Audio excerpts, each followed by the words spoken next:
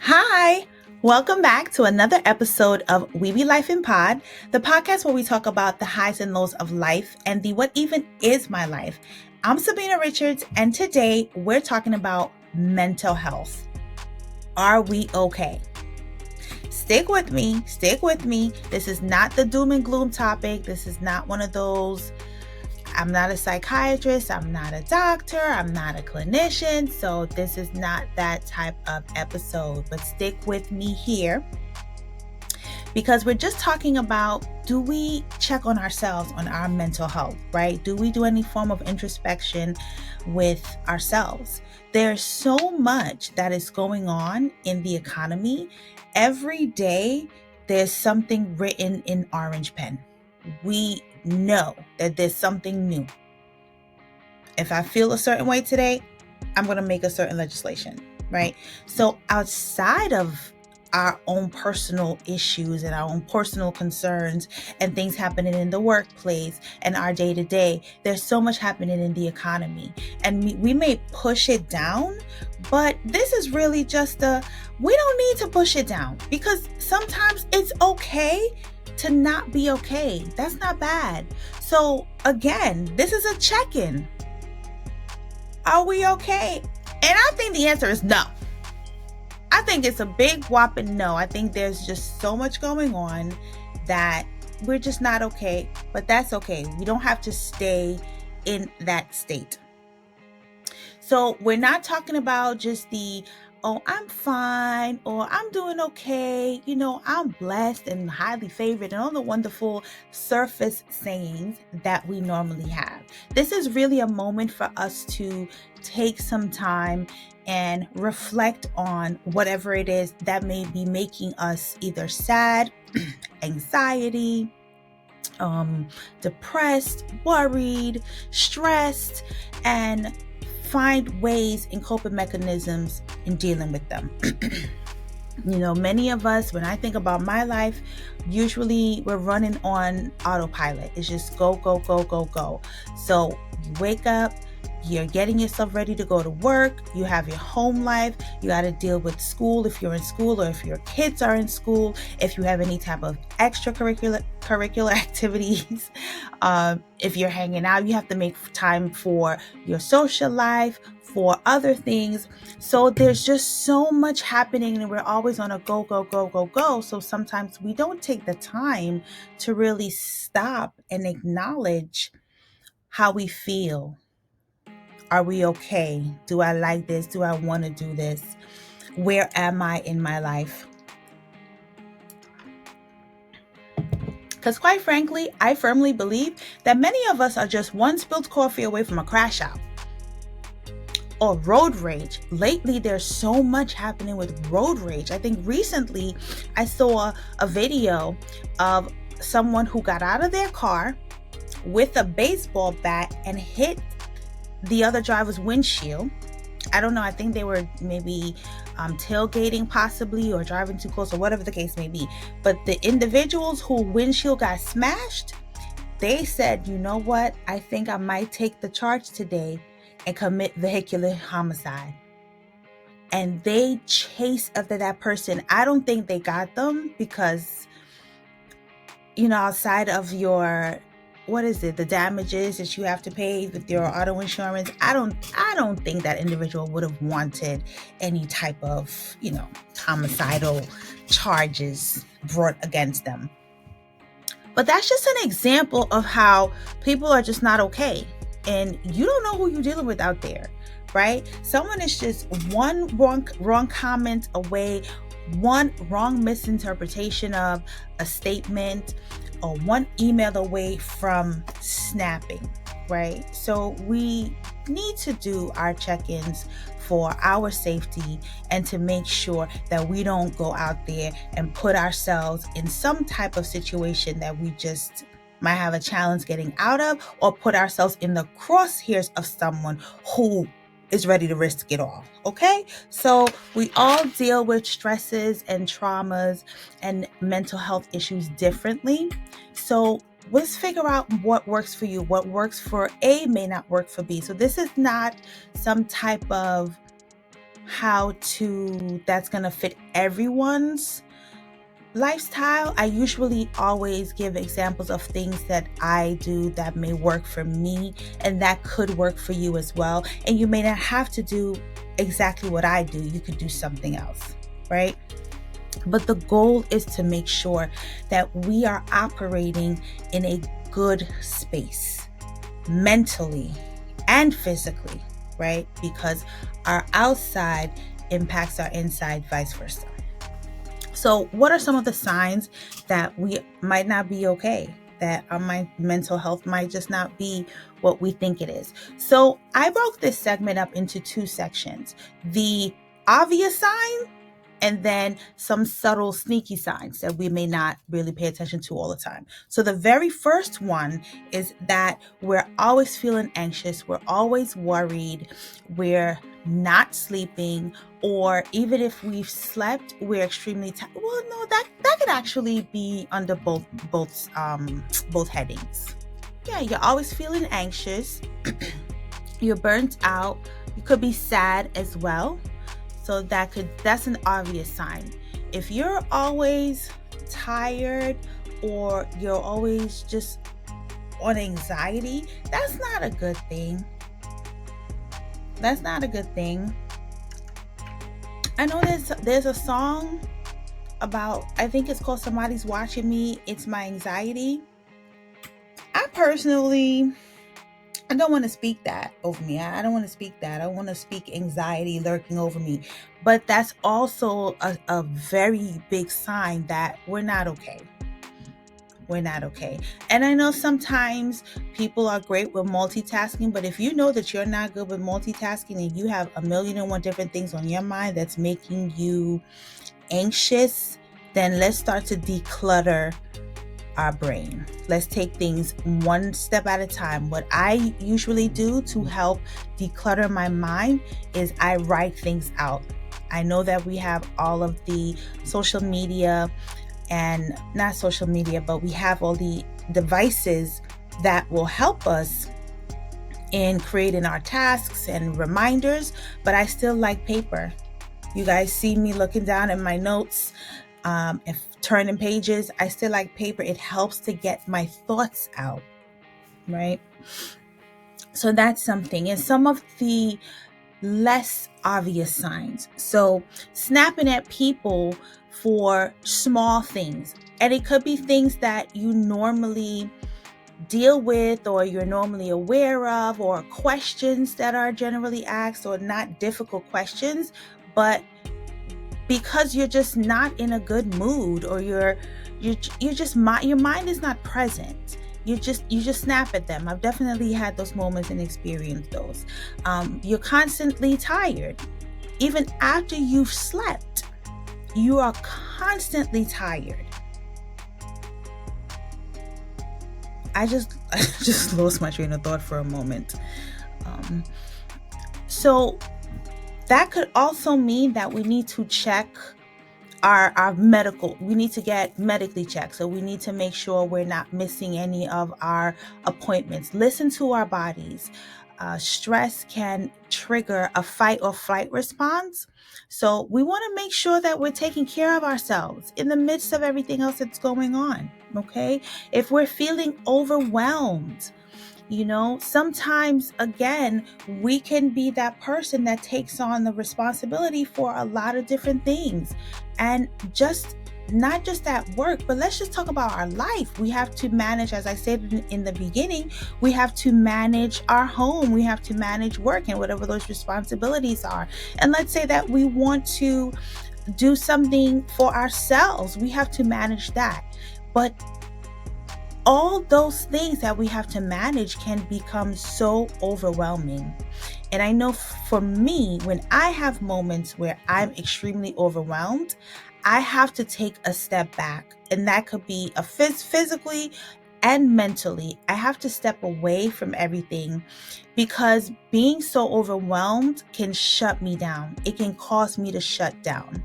So I take a step back and I reassess what's making me overwhelmed, right? I hyper prioritize. I mentioned that phrase in the hustle culture episode where I talked about hyper prioritizing. I do that in regular life, not just at work, because we're always juggling so many things. And I think it's been scientifically proven that our minds are always thinking about the next problem or the next issue or the next thing, right? So there's always something ruminating in our brains, and that could easily be overwhelming because we think that we have to solve every problem on our own. And sometimes we need to ask for help. But then there's also the stress of we don't know how to ask for help because we were never raised to know that asking for help is okay. Needing help is okay. Not being superhuman, that's okay too, right? So there are just so many different factors. When you have no energy for the things that you used to love to do, you're just so spent. In theory, you enjoy doing it. You like doing it. But then you're just like, oh, I've done everything. I'm just so tired. I just need a moment. I need a moment for myself. And you find that that's a pattern all the time. We're not talking about maybe once or twice where you have allotted time for you to do some self-care and some wellness. We're talking about where you are consistently at the point where you just consistently don't want to do anything that you like, right? I'm not a clinician, so I'm not going to be diagnosing anyone, but not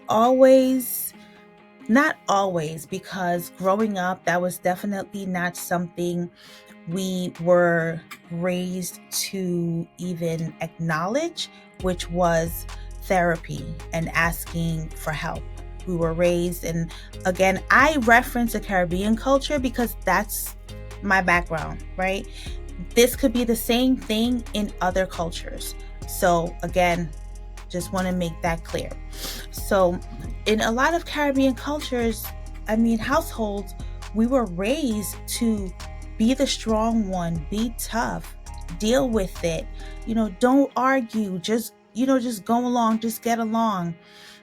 Figure out how to do it on your own. That's not always helpful. And what I found, again, looking back at me personally, is that you take those things into adulthood. So many of us have been raised to not ask for help, not express emotion, don't go to a therapist or seek any type of life coaching, because that means you're weak, that means you're a failure, that means you don't know how to handle anything. And so you take that in life, you internalize these things, and when you're going through a moment when you need help, you don't know how to ask for help. You're drowning because asking for help was never something that you were taught was okay. You were taught that you have to just be self-sufficient all the time, and that's not realistic. And as we grow up, that has led to some traumas because, one, you don't know how to ask for help. So you're suffocating in things that you are doing where you could ask for help. Then you have trauma from your childhood that you bring into adulthood, and it shows up in different ways. It shows up with you lashing out on your partner, or not being able to communicate if you're in a relationship, because we're all raised differently. Some individuals could be raised to be, I have a problem, I want to talk about it now, I want to address the concerns now. And others were raised to just the silent treatment, or they need a moment to gather their thoughts, and then they talk themselves out of expressing themselves because they were never made to feel like their feelings matter. So I think, as I stated in my previous episode when we talked about setting boundaries, I think that a lot of what we deal with in adulthood that impacts our mental health started from childhood. And as an adult, I'm a firm believer in that, and I can go through my life and look back to see how those things have impacted my life. I have examples of when I started working in not when I was fresh out of high school with my working papers and not there, but as I started to progress in my career, and at some point you got to start proving yourself, right? You get assignments. You may not know everything about the assignment or how to go about to complete the assignment, but then you don't ask for help. And then sometimes you think you can't ask for help because that makes you look weak, or that makes you look as if you're incompetent. Well, that's not always the case. And don't get me wrong, I know that in some situations, in some workplaces, you can't, because it's either the type of person that you report to, or the culture of the organization, or someone might be trying to make you feel. So I know it's not always a safe space in the workplace where you can ask for help, because then it's like, they have no initiative, or they have no problem solving skills, or whatever the case may be. So with that, I'm going to preface that by saying, please make sure you know your work culture and you know your environment, okay? There are some safe spaces at work where you can ask for help, where you do need to ask for help because it would behoove you not to. But then there are those spaces where you can't. But that doesn't mean that you cannot find help outside of those places, right?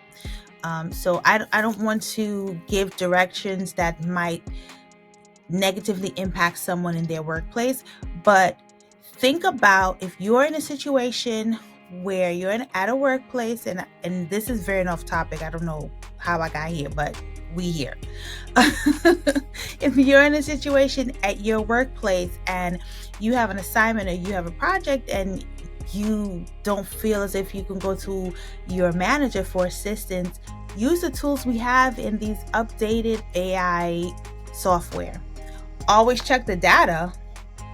You always have to check that data before you present, right?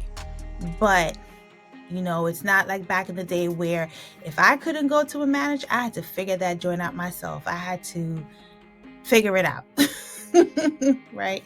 So I veered onto that again. So now I'm back to signs that our mental health may not be in a good space. Screen time. I also talked about this in social media versus real life episode. If we spend hours and hours on our phone, on social media, or on our tablets, laptops doing social media, are we trying to escape our real life? Wouldn't that be considered a form of escapism? Because whatever is happening in your life is impacting your mental health in such a negative way, you got to escape from that reality. If our screen time report, because nowadays I think your phone gives you a report of how long you've been on the phone, or your screen's been on, or whatever data they use. And it's, screen time today is 7 hours, 8 hours, 12 hours. Wait a minute, hold on. I just used 90% of my day on social media. Did I promote a business? Did I learn something? I was just scrolling.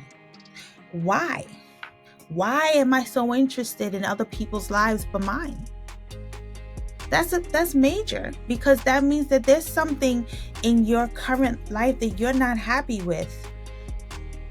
So if you're not happy with it, spending hours on social media, unless you're doing research on how to improve it or make it better, spending hours scrolling is not going to help you, right? That time should be working on improving the areas of your life that you're not happy with, that is making you or triggering you or causing you to spend all these hours on social media. Okay?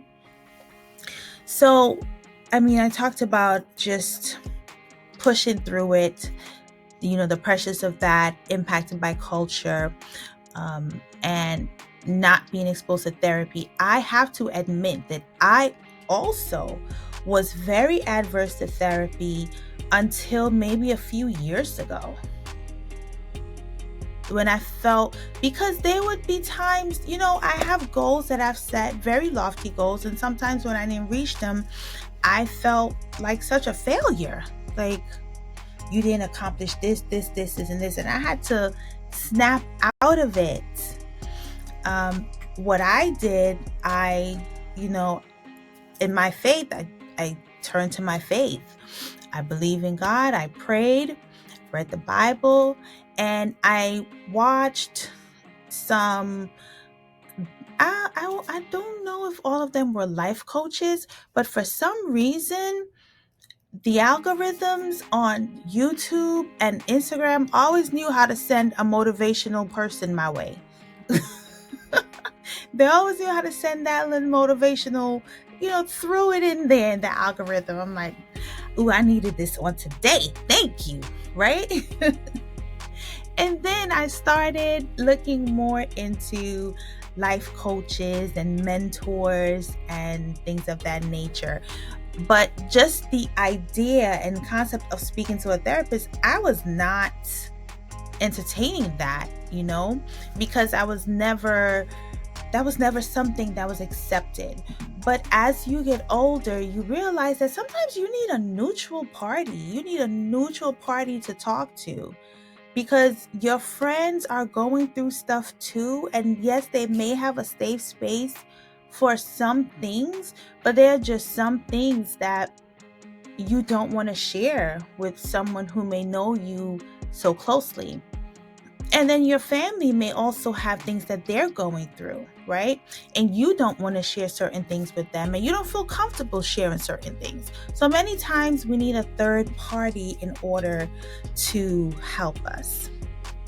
So that's where that therapy comes in. All right.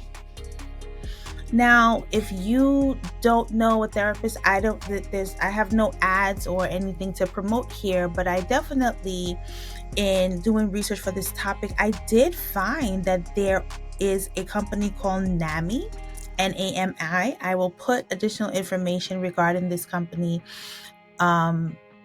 in the description. There's also, in the New York area, you can call or text 988 for services where you can speak with someone. So I'll put all of that information in the description of this episode if you want to access it. And also, if you are, employed and your employer has benefits that you're enrolled in, or a Employee Assistance Program, also known as an EAP program, that you have access to, use those resources, because a lot of times your health plan through your employer does have a certain number of visits for you to see a therapist. The EAP programs can also have those services available to you. So that's just some ways if you want to find a third party or someone that you just want to speak to. It's not about medication. I think there is such a negative connotation when you hear therapy or psychiatrist or psychologist, that it's immediately medication. I do believe psychiatry definitely prescribes medication.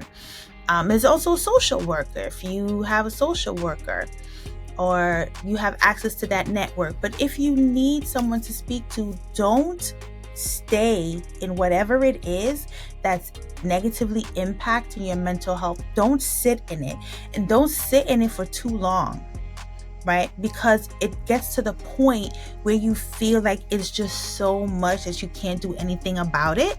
But you can. It's okay. Everyone has moments where we don't feel okay, and that's okay. It doesn't mean that we're broken. It doesn't mean that you have to be happy all the time, because that's not the reality.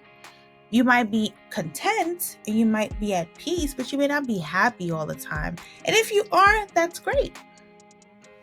That's really great. So I definitely would preface this segment of recommendations by saying to find someone to talk to. Do not sit in whatever it is that's happening. Don't sit in it by yourself. because you're not alone and there are free services available. So I will definitely put that information in the description if anyone is looking for that. Again, I don't have any affiliation with any ads, so there's nothing, I'm not getting any type of kickbacks or anything from any company, but this is just information that's accessible and available to everyone at no cost. Okay, so some additional recommendations for how we can improve our mental health, and these are some things that we can do. I broke these up into small and big things. Okay, so some small things that we can do is to take breaks without feeling guilty. Again, so if we feel a bit overwhelmed or if there's just too much on our plate, work, life, whatever, take a break. Now, depending on the responsibilities you have, you may need to coordinate taking that break either with your partner or with family members, or you may have to request some time off of work. Whatever that protocol is that you have to implement, do that because we need it. We're no good to ourselves if our battery is dead, right? So step away, step outside, literally get outside of the house. I definitely have to do that. If I stay inside too long, I get stir crazy. So take a moment, step outside of the house, get some I'm going to say fresh air. Put that in context. Okay. Journaling, writing your thoughts down, right? I said earlier that I like to write things down. I still like to write things down. So journaling is a great way to get those thoughts out. Once you've released those thoughts from your mind, you can address them. If there's some things that you need to take action on, you can do that, right? Move your body. Don't just stay seated. Now that I have to drive over an hour to work, to and from, I'm definitely feeling some effects of my body because I have not gone back to my gym routine like I used to. Don't be like me. Move your body. Be consistent. Whether it's walking, let's not just be sedentary all the time. Present company included. Some bigger steps, right? Talk to friends and family if you feel comfortable. Again, sometimes we don't feel comfortable in sharing certain things. Sometimes we need a neutral party. If you don't want to speak to anyone, just journal, write it out, okay? Say no to things that make you sad or that you don't like. Again, this is all part of setting boundaries. Say no to the things that you don't like. And, something that we may take for granted, we need to sleep. Just like how when we have little babies, we always say, yeah, they need to sleep. Their brain needs to grow. They need to sleep, blah, blah, blah, blah. So do we. Adults need to sleep too. We need a minute. Our brains need to rest. It needs to, I don't know if it needs to grow, but it needs to rest. Our functions, it needs to reset. So we need to sleep. I know the study states 7 to 9 hours. For many of us, that's unrealistic, but let's at least get 5+ in there, right? Eat healthy. We have to eat healthy. I don't know about a balanced diet, so I'm not going to say anything on balanced diet. I am not a nutritionist. I'm just going to say eat healthy. If that means a balanced diet for you, then do so. I've never been one who's been great with sticking to diets. I just try to eat healthy, and I even want to take the word try out of my vocabulary. I just work on eating healthy and implementing that into my life. Avoid excessive alcohol and or drug use. So that's right there in maintaining a healthy lifestyle. I talked about working out and, walking and doing those things, being active. We definitely need to do that. Find a support group or volunteer or get involved in the community in something you like to do, right? Don't just, if you have time, because you may not have time. So let's, again, put everything in context, okay? So if you come I don't know, if you have time from your day job and you want to join a swimming team or a volleyball team or a basketball team or something like that. Just, something to get you out of the monotony or out of the routine. Okay? Live in the present moment of your life. I referenced earlier, if we're scrolling so much, then what are we escaping? What are we trying to get away from, right? Let's live in the present moment of our life. Let's live with a spirit of gratitude. Let's be thankful. Even though we may not be at the place we want to be, we can work towards getting there. So don't make yourself feel like you're a failure. I talked about sometimes when I didn't meet my goals or when I didn't reach certain milestones, I would feel like a failure.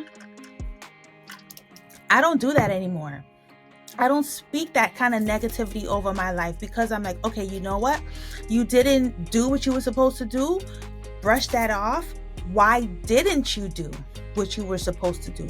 What do you need to work on or change or improve so that you can complete your task and check that off your list? Because your goals and your tasks are for you. You don't need to report them out to anyone. They're personal things for you, right? So when you look at your progress and you see you're not progressing, well, wait a minute, hold on. Why am I not progressing? Right? Don't sit there and say, woe is me. I'm so horrible. I'm not smart. I'm this. No, you don't speak those negative things over your life. We need to give ourselves grace. The same way that we give other people grace and we give them room and time to mess up and to treat us bad, and right, we give them all these opportunities to come back in our lives and go crazy. We need to give ourselves those same grace periods. Okay? Give us grace. We're not failures. We're not broken. Okay? Maybe we need to relearn a skill, right? We can't do the same things and expect different results. So maybe we need to approach things from a different way. We need to change our mindset. What do we need to do to improve? Okay? Limit exposure to negative influences, right? If you feel that you have people in your circle that you can't share with, don't tell them things. Keep those things to yourself. And you'll know who in your circle you know who's going to be negative. Oh, I want to join this new gym. Girl, please, you only know you ain't going to go. You only going to go once or twice a month. Don't listen to that. Maybe you really want to go. Maybe you used to go once or twice a month, but now you want to go 3 days a week. You don't owe them an explanation. So if you know that someone's going to be negative over something you want to do, then don't tell them, because you don't need that over you. You got enough. We have enough to deal with in our personal lives and surviving this economy than to deal with people and their negativity. Because a lot of it is projection. A lot of it is because they don't see your vision, or they don't see what it is you want to do, or they don't have any faith in themselves. So they're trying to project all of that negativity onto you. It's projection. Throw it back. I don't want it. Return to sender. Bye. Okay? Don't let other people determine for you.